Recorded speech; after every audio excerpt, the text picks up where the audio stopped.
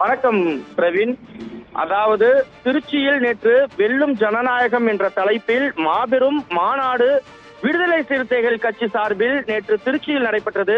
இதில் பல்வேறு பகுதிகளில் இருந்து வாகனங்கள் செல்லப்பட்டு லட்சக்கணக்கான பேர் அந்த மாநாட்டில் பங்கேற்றனர். இதனை அடுத்து மாநாட்டை முடித்துவிட்டு தஞ்சை மாவட்டத்தை சேர்ந்த மருங்குளம் அருகே வாதனக்கோட்டை பகுதியில் விடுதலை சிறுத்தைகள் கட்சியினர் 4 வேன்களில் இன்று அதிகாலை 1 மணி அளவில் வந்ததாக கூறப்படுகிறது.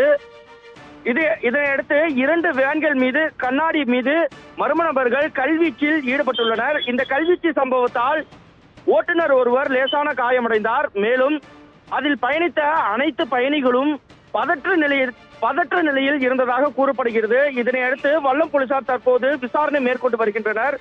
வாகனங்கள் தாக்கப்பட்டது தொடர்பாக வல்லம் காவல் நிலையத்தில் வழக்குப்பதிவு செய்யப்பட்டு பொது சொத்தை சேதப்படுத்துதல் மற்றும் ஓட்டுநரை காயப்படுத்துதல் என 2 பிரிவின் கீழ் வழக்குகள் பதியப்பட்டுள்ளது.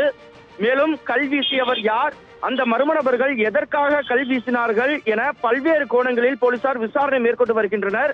மேலும் சிசிடிவி காட்சிகள் அடிப்படையில் தற்போது போலீசார் மர்ம நபர்களை தேடி வருகின்றனர். இந்த சம்பவம் அப்பகுதியில் மிகுந்த பரபரப்பை ஏற்படுத்தியுள்ளது. பிரவீன்.